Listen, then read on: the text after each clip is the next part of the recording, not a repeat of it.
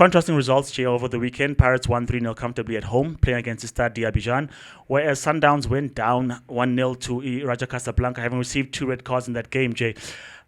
Contrast. Obviously, we had said maybe Paris might not keep up in the league because of the extra commitments with playing in Africa and the traveling and all that stuff. But seemingly, at this current moment, they're only 3 points behind Sundowns, the game in hand. But they've got a better points. They've gathered rather more points in their group phase at this point, because Sundowns only sit on 5 points. Paris have got 8 points, top of the group. Have they now become the superior power in Africa, in South African football specifically, or do you think they're still with Sundowns? First of all, there was a lot of thuggery that happened in Morocco, Chuck. Jeez, man, the African game. But you know what, Chuck? To answer the question directly, do I think Orlando Pirates have overtaken Mamelodi Sundowns to be the dominant power in South African football? I am hard-pressed. Not yet. Not yet. I'm very close to saying yes, Chuck. How close are they? I'm very close. I am very close to saying yes, because I watched Orlando Pirates, man, Escotine against Stade Abidjan, and I also recall them putting 8 past Marumo, although Marumo were there for the taking that particular day. The game against Stade Abidjan, right? We spoke about this when Orlando Pirates went to Ivory Coast and played against Stade Abidjan, that it was disappointing that they did not come back with the win, because they were dominant in that game. But for misses, not only from Makgopa, we saw Orele as well. He missed what would be a sitter for him. And you thought to yourself, well, if the pattern of the game goes the same way when Stade Abidjan come to play the return leg, Escotine, then it's going to look very much like what it looked like. But even though, Chuck, one might have thought that that's what it's going to look like, the football that I saw over the weekend by Orlando Pirates, man, they were walking on water. When they play like that, it is fast, it is direct, it is precise, it is pristine, it is crisp. And I have to tell you, like, put away the colors, put away the tribalism. That's my favorite team to watch in South African football right now. Do you want to add? They play like that? No, I don't want to add what you're gonna ask. I know exactly what you're gonna ask me. You're gonna in the 5th minute. Let me. What's your question, Chuck? Do you want to add Tito as the guy who's going to stand on the ball in the 5th minute and say, let's get things going? Is he also a part of that, or do you enjoy Paris I thought you were with or going to without? want me to admit that Rel is the best player in the country. But since I'm we're gonna bring talking that about question. the ambulance, Yeah. So here's what I tweeted about Orele, right? And I'm also going to run it back to Tito. So Rele, Chuck, is the South African football style of our dreams. It is gassy flavor with end product. It is it's umnandi, right? But it's in motion. He's going for that conversation that we've continued to have. But what's the point of the skills of the dribbling if you're standing in one place, if you're not going forward? Look at the Brazilians, they go forward. Rele does that. Like Orele, like that goal that he scored, not in the game over the weekend. That goal where show me your number and then you score. Yeah. When last did you see that? If you do that, by all means, what I saw against that Abidjan, there was a point in the game where he does it to Maya and then he plays the ball through the lines and immediately he's there he's open again to collect and for a shot because he did it close to the goal of the opposition.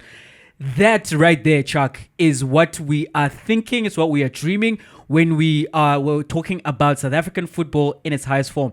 And then I bring it back to Tito. Tito stood on the ball, right? And then he played a marvelous crossfield pass. And then it came back to him and he was carrying the ball past the line of press, right? The only thing is that he rushed to the pass because there was a pass to his left where he could have played, I forgot who was there, but he could have played that pass through. And that player would have been through on goal. So that combination of what Pirates are doing right now, Chuck, it's the best football in the country. The reason I'm not quite yet ready to say they've overtaken Sundowns because you have to go and get it. You have to go and get it. Yes, I know everything that they've done up to this point, but that is going to be decided in May.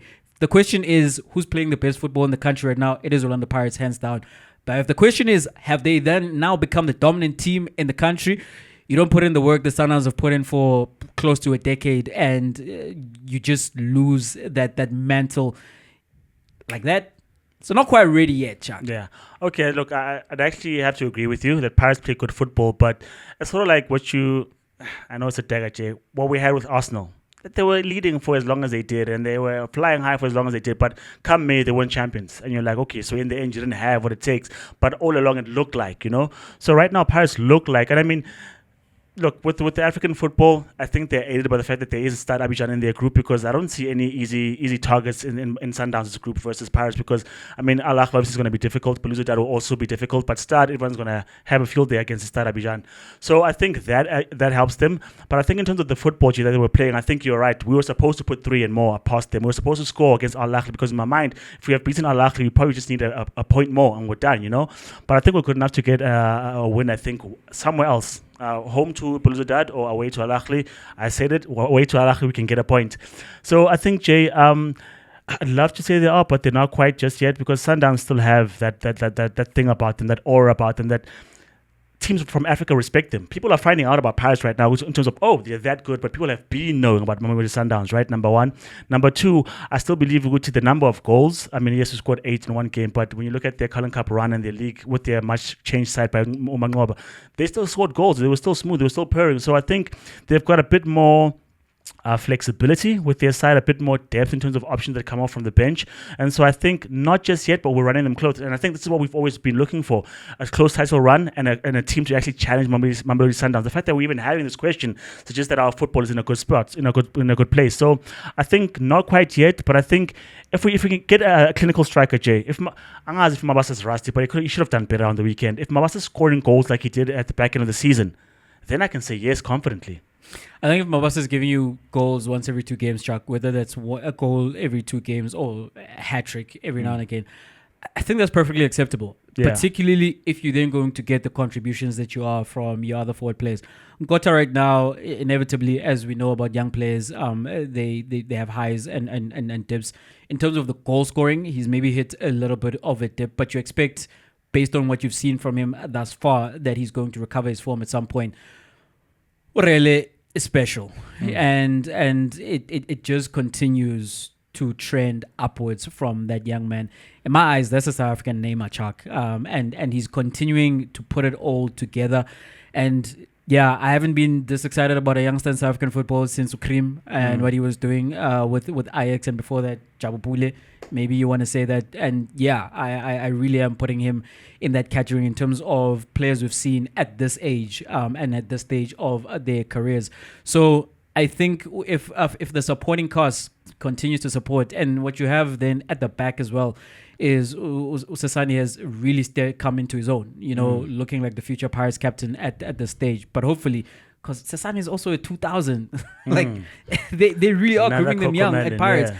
And I'm hoping these group of players, right, they can go overseas. Maybe I've got selfish reasons as to why on many fronts. But as presently constructed across the team, even someone like Umakawula, who you didn't expect when he was signed, he was going to be a big player for London Pirates. But it's happening. Pirates are purring. I thought that Pirates will miss Unda. They haven't. Like you are not speaking about Usbisi at the end of games, and that's a good sign. Like if you're not speaking about your centre backs, that's a good thing, because or your goalkeeper for that matter, because there are no mistakes that are being committed. They are being solid. They're doing the job, and they're continuing to help the team get results. So if the supporting cast does their job, I think it makes things easier on the individuals, and that's how teams are constructed.